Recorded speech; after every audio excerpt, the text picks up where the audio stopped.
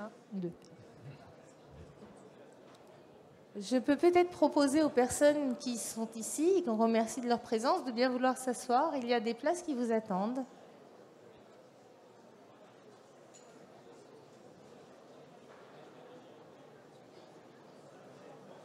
N'hésitez pas.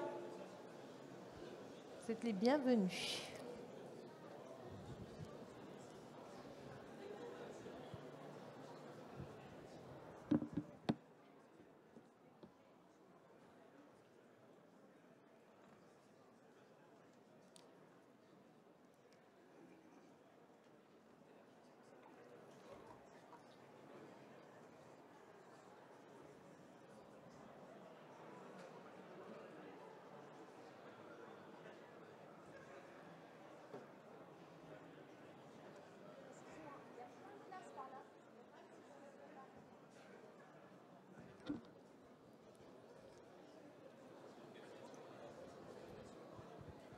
Bonjour.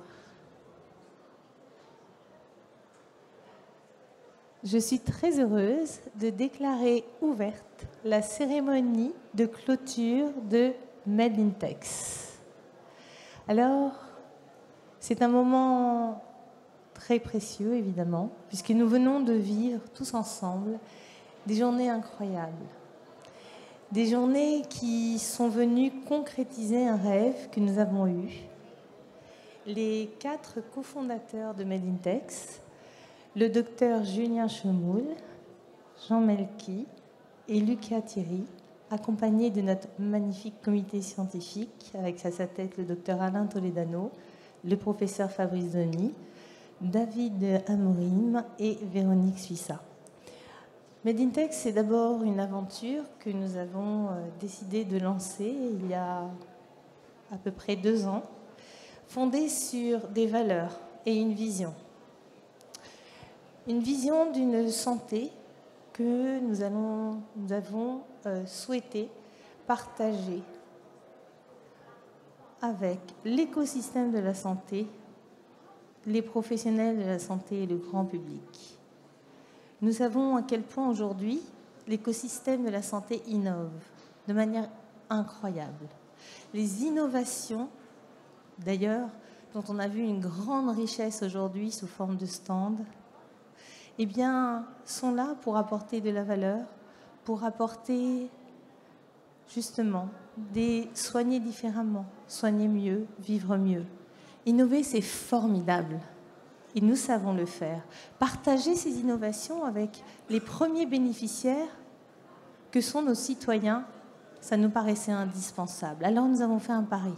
Celui de réunir dans un même lieu, dans un même endroit, en un même temps, les citoyens et l'écosystème de la santé. C'est un pari réussi. Vous avez été des milliers à répondre présents. Vous avez été des milliers à découvrir, sous forme de stands, sous forme d'ateliers et sous forme de conférences de très haut niveau avec notre partenaire média Le Point, ce que la santé a de meilleur à nous offrir. Aujourd'hui, la réussite de Medintex, c'est la vôtre, vous qui êtes là, vous qui avez partagé avec générosité vos innovations en santé, l'impact des nouvelles technologies. C'est votre succès à vous, vous, le grand public, les citoyens, qui êtes venus pour partager, pour poser des questions, pour vous enrichir pour vous-même ou pour vos proches. Alors, nous sommes très heureux de ces moments qui sont comme le premier étage d'une fusée qui maintenant va continuer très loin pour nous emporter sur ce partage de la santé qui est un bien commun. À présent, je vous propose de revenir quelques instants sur les moments forts de notre première journée au sein de Medintex, afin que tout le monde puisse découvrir ce que nous avons fait tous ensemble.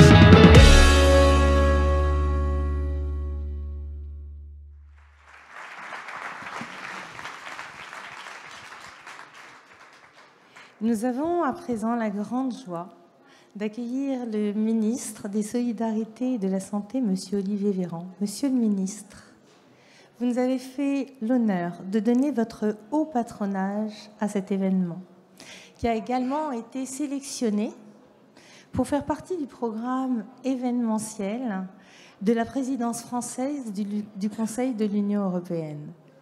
Nous en sommes très fiers, puisqu'il s'agit, comme vous l'avez compris, de la première édition de cet événement unique qui associe innovation en santé, technologie et l'implication du citoyen. Made in Tech, c'est l'innovation et l'humain au cœur de notre santé. Et cette approche inédite, c'est déjà pour nous tous un franc succès, puisque nous sommes, comme nous l'avons vu, réunis pendant 2 jours, tous ensemble, autour de ces innovations. Made in Tech permet le dialogue entre les citoyens, les professionnels de la santé, autour de quoi? Eh bien, de ces nouveaux usages du numérique en santé. Et nous avons également, à travers tous nos événements et tous nos partages, favorisé bien sûr le lien entre les industriels qui étaient aujourd'hui et hier très nombreux. Nous sommes très fiers et très heureux de souligner l'accélération du numérique en santé en France et en particulier le lancement de Mon Espace Santé. Avec pour cela toute la dynamique positive qu'il entraîne pour l'innovation en santé. Cet événement, bien sûr, a une vocation éminemment européenne, by design, oserais-je dire. Aussi, Monsieur le ministre, votre soutien nous est-il particulièrement précieux dans ce contexte de la présidence française du Conseil de l'Union européenne. Sans plus attendre, Monsieur le ministre, je vous invite à partager avec nous quelques mots à cette occasion.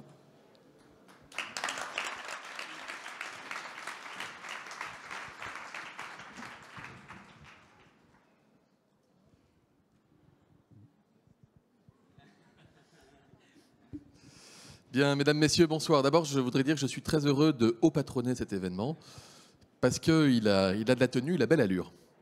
Et merci de l'invitation que vous me faites de pouvoir prononcer quelques mots devant vous. Alors, j'ai un petit speech, mais je pense que j'en sortirai sans faire trop long, néanmoins, pour partager avec vous quelques convictions et vous dire pourquoi je considère que les technologies de santé ont un bel avenir et pourquoi est-ce qu'on a besoin de vous. L'innovation, c'est une situation qu'on choisit parce qu'on a une passion brûlante pour quelque chose. Peut-être que dans la salle, certains ont reconnu, c'est du Steve Jobs. Derrière l'innovation, il y a des femmes, il y a des hommes engagés dans des projets toujours ambitieux, souvent risqués, parfois un peu fous. Il y a surtout un espoir, en l'occurrence commun, celui d'améliorer notre système de santé au service des patients. C'est pour ça que je suis très heureux d'être avec vous pour clôturer cette première édition du salon Made in Tech, qui j'espère en appellera d'autres, mais à voir le nombre de personnes rassemblées, les visages souriants, même après une première journée de travail, j'imagine qu'il y en aura d'autres. Se réunir tous ensemble aussi, ça fait du bien après la crise sanitaire que nous avons connue et à l'heure où notre système de santé est traversé par des véritables bouleversements. Vous êtes parmi celles et ceux qui sont capables de faire tomber les murs. Vous avez parfois des paris, je le disais, très audacieux, peut-être un peu fous. Vous avez tous en commun la conviction, et quand je rencontre des start-upers ou des ETI qui sont dans le domaine des technologies de la santé, vous avez tous cet enthousiasme qui consiste à dire j'ai quelque chose, j'ai un projet, j'ai développé une appli ou dans le domaine du hard qui est capable de bouleverser la santé des gens parce qu'on a cette conviction très forte, etc., etc. Je ne sais pas si tout le monde réussira à percer, il faut se dire les choses. En tous les cas, je suis certain qu'il y a de la place, et il y a de la place pour beaucoup de gens. Parce que la médecine a évolué, elle a été transformée, elle est bouleversée. On est dans l'ère des fameuses NBIC, on est bientôt dans l'ère de la médecine algorithmique, en tout cas on y rentre. Parce que le numérique a irrigué toutes les filières industrielles dans notre pays depuis des décennies, et parce qu'il n'y a pas de raison que la santé en soit exemptée. J'en veux pour preuve un certain nombre de dispositions que nous avons prises, notamment pendant la crise sanitaire, qui a été de ce point de vue-là un formidable accélérateur. J'étais dans mon bureau, avenue de Ségur, confiné, tout début de la crise, et je me suis dit, il faut que les patients puissent continuer d'aller consulter leur médecin dans la période qu'on connaît. Donc il faut qu'on s'appuie davantage sur la télémédecine. On m'a dit la télémédecine, ça correspond à des critères, des normes, des procédures, il faut avoir vu son médecin traitant, il faut être orienté par un tel, etc., etc. J'ai dit, mais là, on ne va pas pouvoir. Là. Et donc j'ai profité de l'état d'urgence sanitaire pour signer un arrêté qui a permis de faire des choses que je n'aurais jamais pu faire en dehors d'une crise sanitaire. J'ai autorisé, pensez-vous, la télémédecine par Skype, par FaceTime, par WhatsApp. On m'a regardé dans les administrations comme si j'étais un peu dangereux. Non, je ne crois pas. Et j'ai même autorisé, je suis allé plus loin, j'ai autorisé la télémédecine pour les infirmiers et pour les kinés. Alors on m'a dit, les kinés en télémédecine, vous êtes vraiment sûr? Ben oui. On m'a raconté une anecdote. Ma mère s'était fait opérer d'une prothèse 5 jours avant le confinement. Ben, elle était très contente de pouvoir faire de la rééducation par écran interposé avec son kiné pendant toute la période de mars 2020. Résultat des courses, on est passé de 10 000 téléconsultations par semaine dans notre pays à 1 million. Alors après le confinement, c'est un peu retombé, 200 000, 300 000, 400 000. Enfin, il y a eu un entrain quand même. Les médecins, les chirurgiens ont commencé à considérer que ce qu'ils avaient goûté pendant la crise sanitaire, ça leur servait, ça leur était très utile en dehors de la crise sanitaire. Et maintenant, d'ailleurs, le mois de janvier 2022 est le meilleur mois en termes de télémédecine dans notre pays depuis le mois de mars 2020. Alors je sais que ça concerne moins les startups et les entreprises ici présentes quand on parle de télémédecine, mais c'est plutôt pour vous donner, par cet exemple, l'intuition, en tout cas partager avec vous l'intuition qui est la mienne, c'est qu'il faut peu de choses pour qu'on puisse bouleverser, transformer, faire basculer notre système de santé dans quelque chose qui fait davantage la place à l'innovation. C'est dans cet état d'esprit qu'on a adopté ces derniers mois un certain nombre de dispositifs qui sont extrêmement performants et qui bouleversent la vie des entreprises et surtout bouleversent la vie des patients. Je pense à la réforme de l'accès précoce qui est relative aux médicaments, qui est entrée en vigueur en juillet dernier, qui permet d'accueillir les traitements innovants jusqu'à 2 ans en amont de l'autorisation de mise sur le marché, de recueillir des données en vie réelle et d'assurer de la prévisibilité pour les entreprises. La France est l'un des premiers pays au monde à permettre cet accès ainsi assuré aux traitements les plus innovants. Ce n'est pas de l'autosatisfaction, c'est du factuel.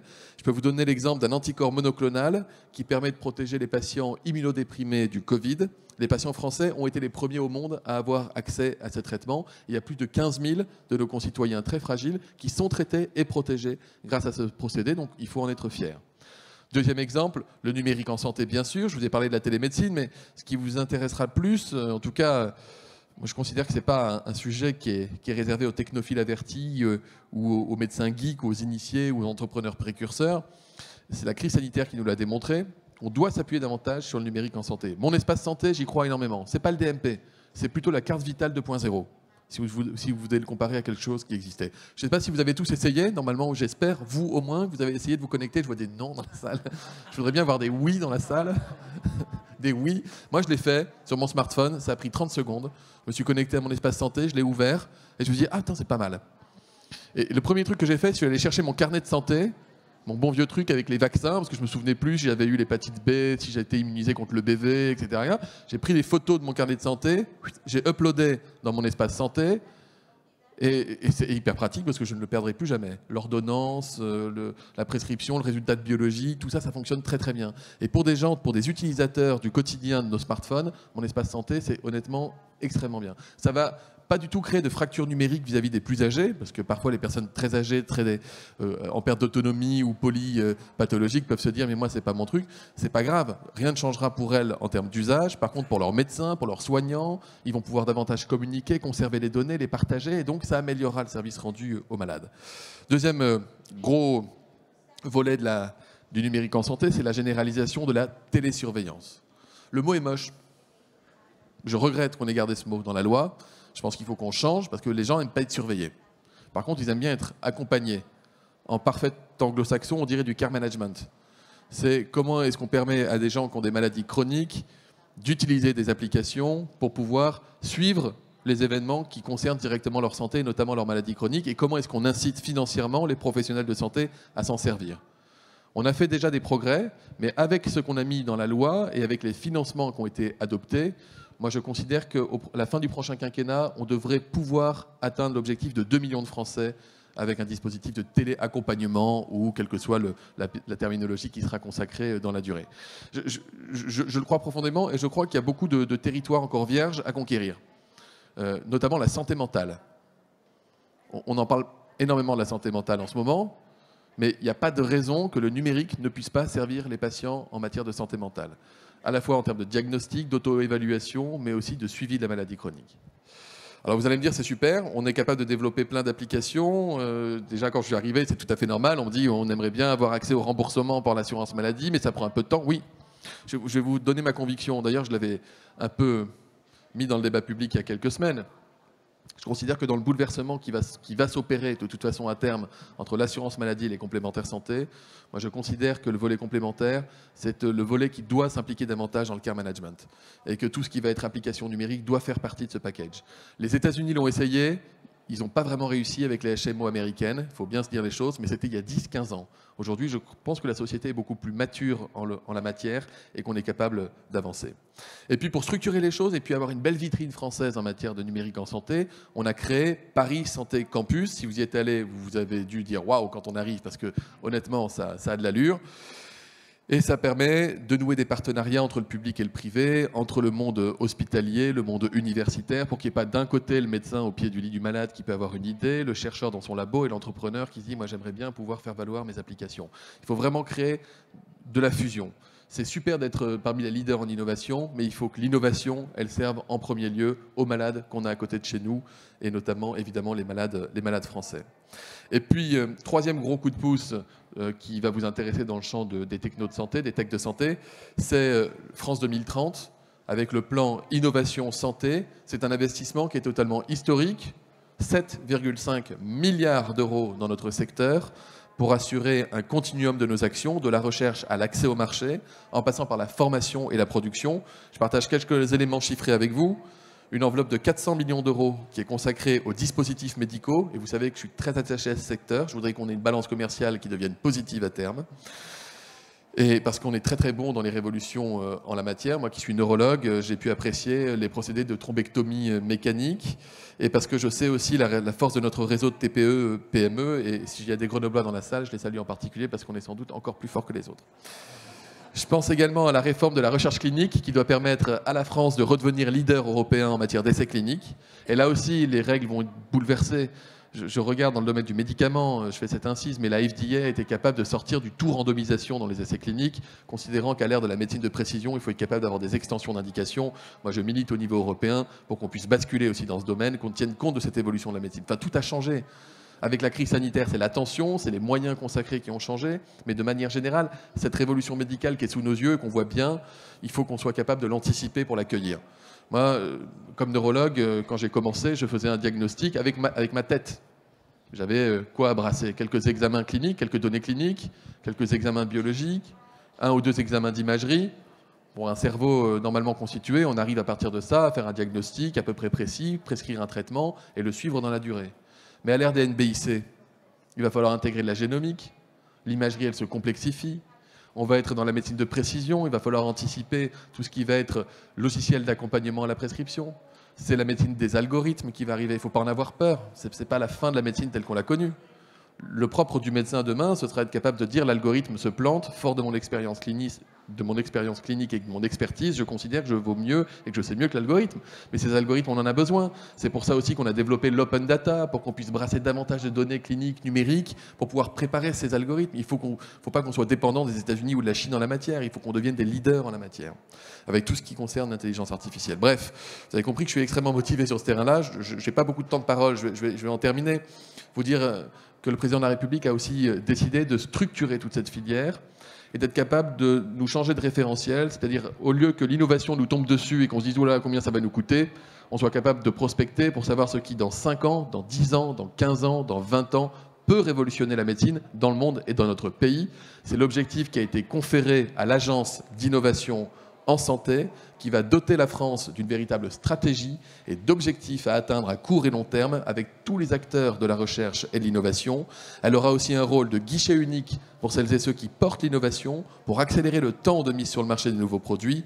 Elle permettra enfin de déployer une approche personnalisée qui n'existe pas aujourd'hui pour accompagner les entreprises dont les projets seront jugés prioritaires pour la stratégie d'innovation en santé. Vous allez donc avoir non pas un interlocuteur, mais un guichet unique qui va vous envoyer directement vers plusieurs interlocuteurs pour avoir une vision à 360. Il faut se dire les choses, la santé est sans doute le secteur, en tout cas l'un des 3 grands secteurs d'avenir pour la recherche, le développement et l'industrialisation.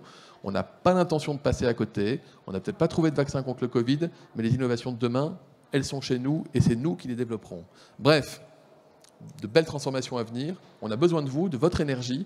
Sachez qu'on ne peut pas répondre tout le temps à tout le monde, mais qu'on est très attentif à tout ça. J'ai à mon ministère et dans les administrations une super équipe qui s'occupe des produits de santé, des DM, des dispositifs logiciels, du numérique. Et on est à vos côtés pour vous faciliter la vie, pour que vous puissiez, de votre côté, améliorer la vie de nos concitoyens. Longue vie à Made in Tech.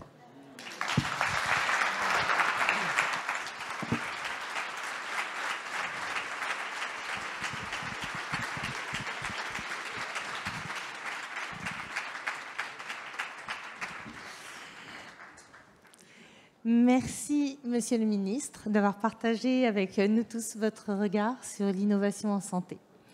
Nous avons également l'honneur, comme je l'ai dit tout à l'heure, d'être donc sous la présidence du Conseil de l'Union européenne. Et à ce titre, nous avons été rejoints, si la magie de la technologie fonctionne, par plusieurs de vos homologues dans le cadre de la présidence française du Conseil de l'Union européenne.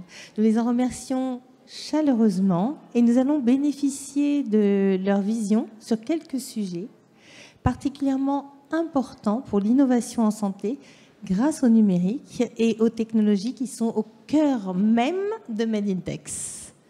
Alors, nous avons tout d'abord le plaisir, je pense, d'accueillir Monsieur Aki Lindén, ministre des Affaires familiales et des services sociaux de Finlande, que vous voyez également à l'écran. Monsieur le ministre Lindén, merci beaucoup d'avoir pris le temps de nous rejoindre alors que la situation actuelle avec la crise ukrainienne requiert l'attention de tous et en particulier, on le sait, en Finlande et en Roumanie qui sont avec nous aujourd'hui. Nous aimerions vous poser 2 questions qui sont les suivantes. Donc, je vous demande un petit instant. Voilà, je repose. Voilà. Nous aimerions donc vous poser 2 questions dans le cadre de notre événement qui contribue à l'agenda, bien sûr, de la présidence française du Conseil de l'Union européenne et qui est dédié à l'innovation dans les technologies médicales et la santé numérique en général. Par ailleurs, la Finlande est l'un des pionniers en matière de réutilisation des données de santé, comme on en parlait, et fait partie du consortium avec la France qui est candidat à un pilote pour tester dans plusieurs pays européens la réutilisation et le transfert de données dans le cadre de la préfiguration de l'espace européen des données de santé. Monsieur le ministre Lindén, comment l'Europe a-t-elle démontré son unité pour faire face à la pandémie? Qu'avons-nous appris de cette expérience en termes d'efficacité d'approche ou d'action? Je vous donne la parole.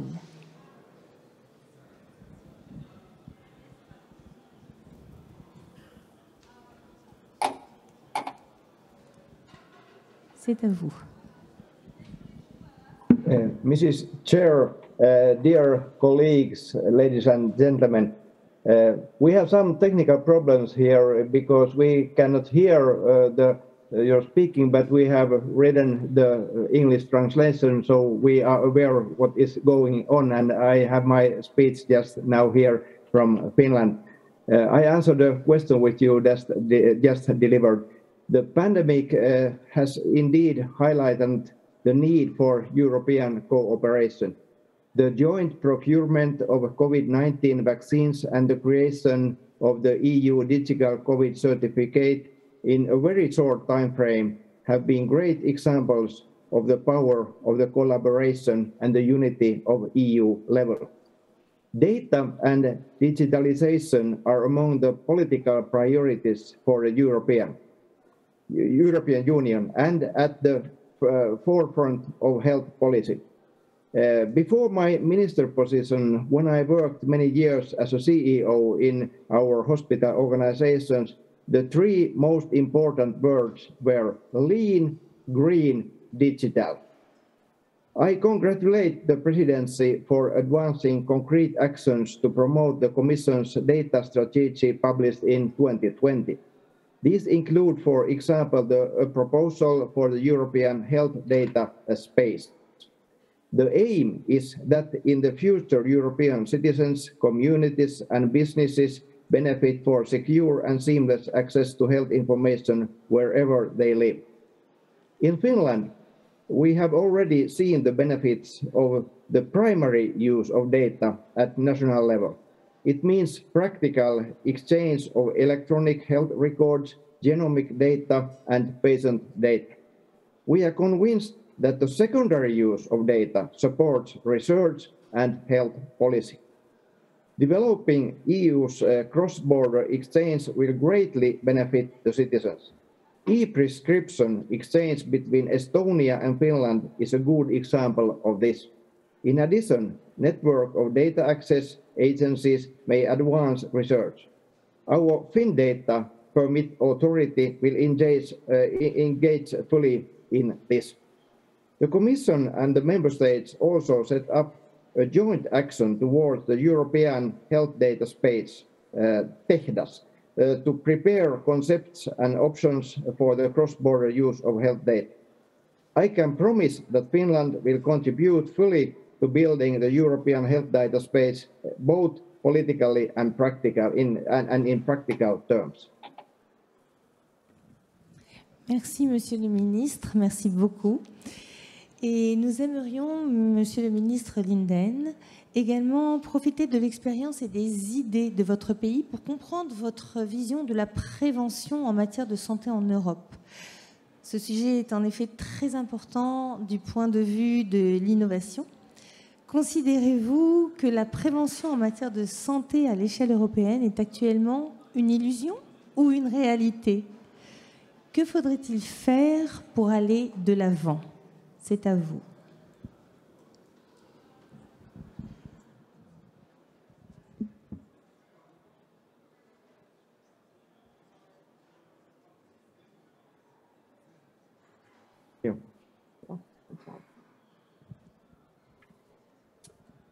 Prevention is a fundamental element of any health policy.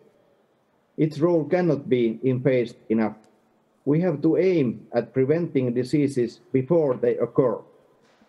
For instance, we in Finland now have 10 years more of life expectancy than we had 30 years ago. Mostly it is a result of preventive work, not only in healthcare, but of health in all policies. Digitalization plays an important role in strengthening prevention and access to health and social services, including through the provision of knowledge base for decision-making and the development of sustainable solutions. The digital inclusion is an important key to promote health and well-being. We want to ensure an equal access to quality health service for all. Elderly people need more help to work with digital solutions. It is a great task, I think, in every country. It was a great initiative of the French EU Council presidency to draw up the European ethic principles of digital health. It is important that the digital development is steered by ethical and humanistic values, not only by technology. Therefore, the 4 pillars of the declaration are all very relevant. Finland considers that digital health can benefit from the perspective of the economy of well-being. Investments in health and research support also economic, social, and environmental sustainability.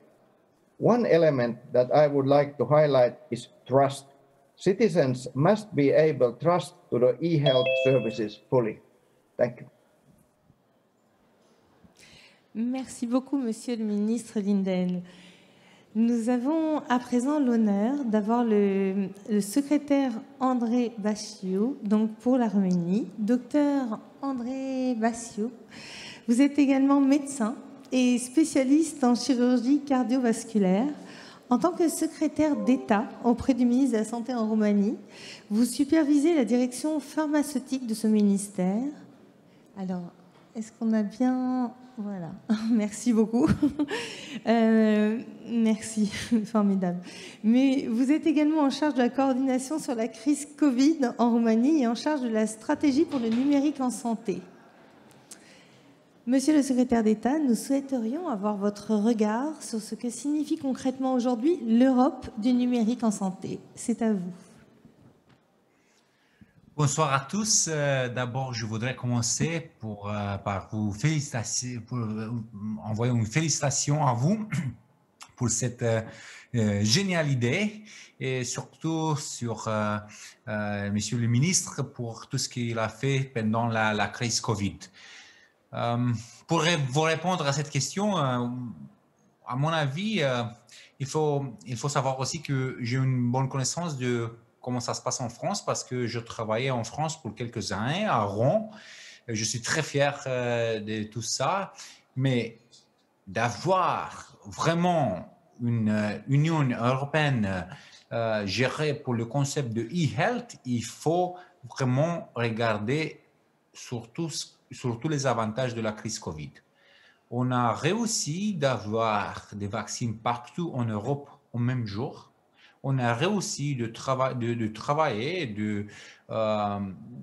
d'avoir les mêmes droits et les mêmes libertés avec le certificat digital. Je pense que ça, c'est le meilleur exemple de les avantages que la technologie, l'intelligence artificielle peut nous amener.